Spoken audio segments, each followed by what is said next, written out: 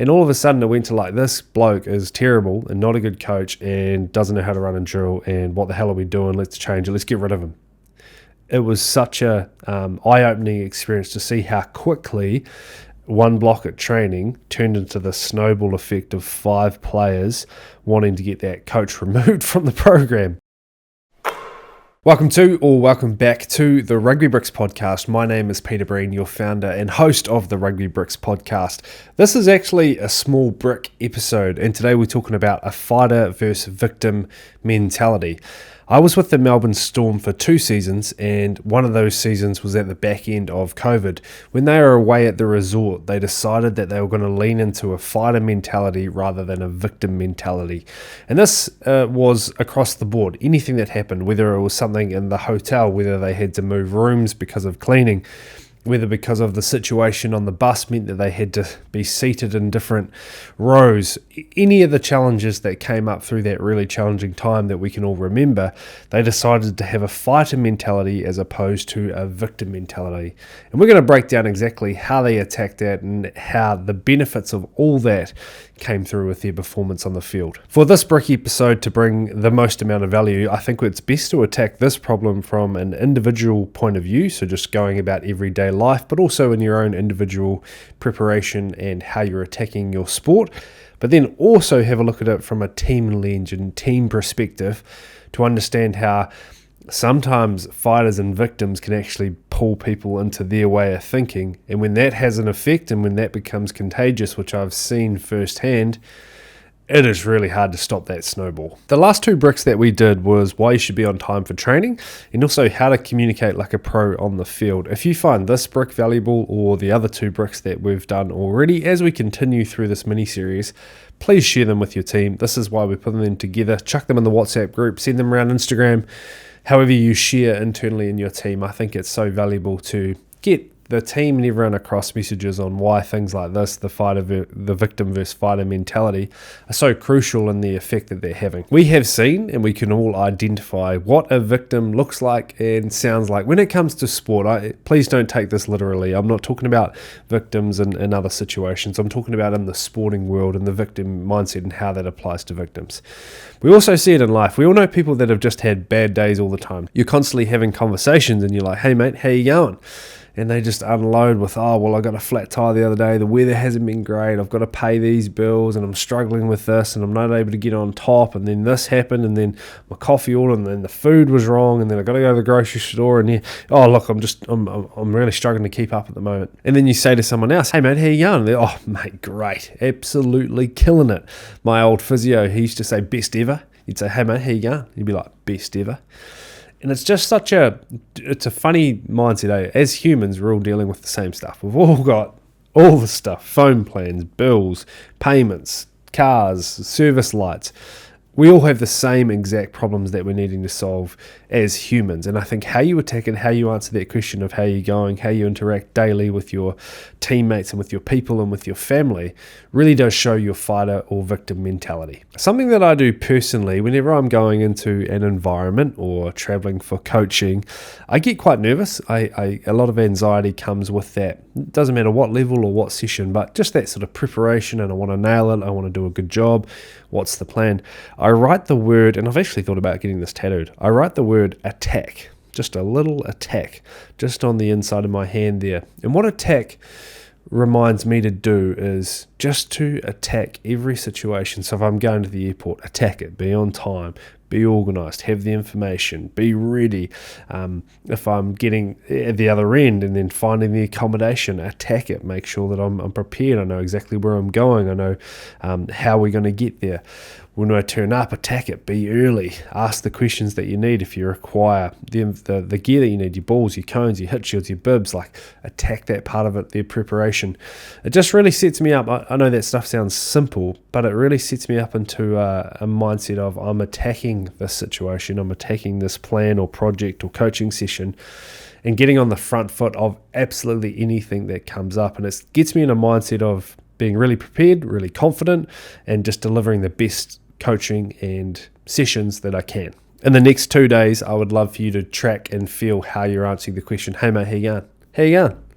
Just Be really aware of your response to that question and whether you are bringing up all the world's problems or you're putting on the mindset of, I've got stuff covered, I'm in control, I'm attacking things, and I'm ready to go, and I'm embracing all the challenges that come up. We all have them, and I'm embracing them. That's the personal side of fighter versus victim. Now I want to have a look at the team setting. So when we're all working together, working towards the one goal, it can be super challenging when we're trying to get a performance out of a team and we all have our place and part to play.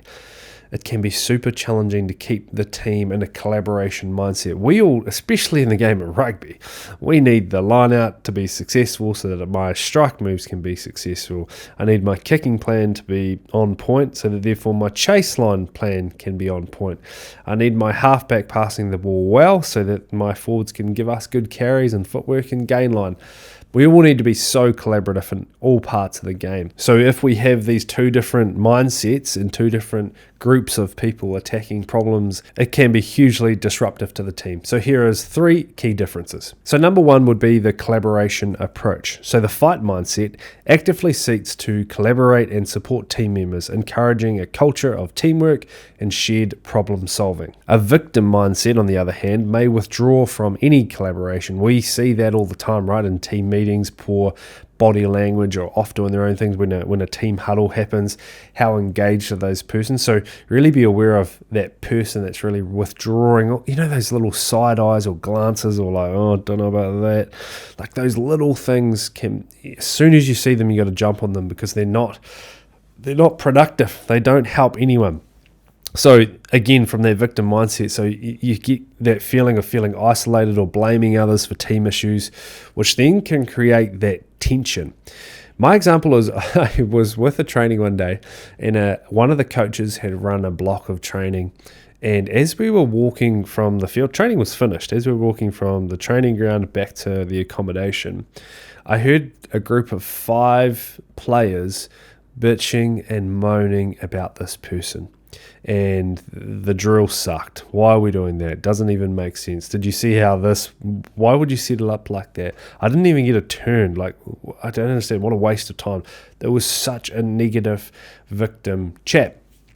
Then all of a sudden, like it went, just from that conversation, it went down to and then he said this to me the other day. And oh, mate, my example was the other day he said this to me, and all of a sudden it went to like, this bloke is terrible and not a good coach and doesn't know how to run a drill, and what the hell are we doing? Let's change it. Let's get rid of him. It was such a eye-opening experience to see how quickly one block at training turned into the snowball effect of 5 players wanting to get that coach removed from the program. And that's how quick it happens. So that's why I think you have to be so aware of this stuff and so quick to jump on it when you see it, when you feel it, and just make people aware of this mindset, this mentality, and how big of impact it can have. Number 2, problem-solving attitude. Fight mindset. Approaches problems proactively, looking for solutions and encouraging others to do the same. And this can really foster a supportive environment. The victim mindset, when it comes to problem-solving attitude, tends to focus on the obstacles and limitations. My word, we are good at pointing out problems when we're in a victim mindset. That sucks. They suck. They're not good. This isn't good enough. I wish we had. What about they get? I don't get. It's super easy in life to go through and just identify problems. In the room we're sitting in right now, or car we're driving in, I guarantee you could pick up 3 problems right now. And the other part of this is quite often these people never turn up with any solutions or are prepared to do the work to help with the solution. So the first 2 were collaboration approach and problem-solving attitude. The third one is responsibilities and accountability. This is the one that, and why I'm doing this episode, is to make people aware of this mindset. This is the effect that these actions are having on the group. Are you aware of this? Do you know the flow-on effect of your actions? The fight mindset, when it comes to responsibility and accountability, takes ownership of their role and responsibilities within the team, promoting accountability and a sense of shared purpose. We need to be able to put our hands up. We need to be able to say, yep, got that one wrong. I also am aware of people that just do that all the time. My bad. Yep, my bad. I mucked that up. Sorry. That's also a sign of someone not being accountable because they can just sit behind it. Yep, got that wrong. Sorry. So you show little effort, you get it wrong constantly, and not actually showing accountability for your actions. That's another side of it. The victim mindset when it comes to responsibility and accountability may deflect responsibility and blame external factors for the failures, leading to a lack of accountability that can undermine the team dynamics and trust. Yeah, deflecting responsibilities a big one. That's not my tackle. Wasn't my bad pass. You should have caught it. Why didn't you do this? Did you not hear me? Not taking in accountability is such a red flag when it comes to a teammate. Those three things are a really good way to share with your team: collaboration, problem solving, and responsibility and accountability when it comes to a fight or victim mentality. You can customize this way of thinking and come up with your own theme that applies with your keywords and maybe mascots or way of living in your own environment. But I do think that this is a way of life. It is something that I think about daily: how I'm attacking, how I'm getting up, how I'm going getting a coffee, how I'm communicating with people, how I set up my environment. We've got the Rugby Bricks tribe values inside of Rugby Bricks, and just quickly, they are: lead with empathy, be you, let be, learn more, share more, create your atmosphere, and become obsessed.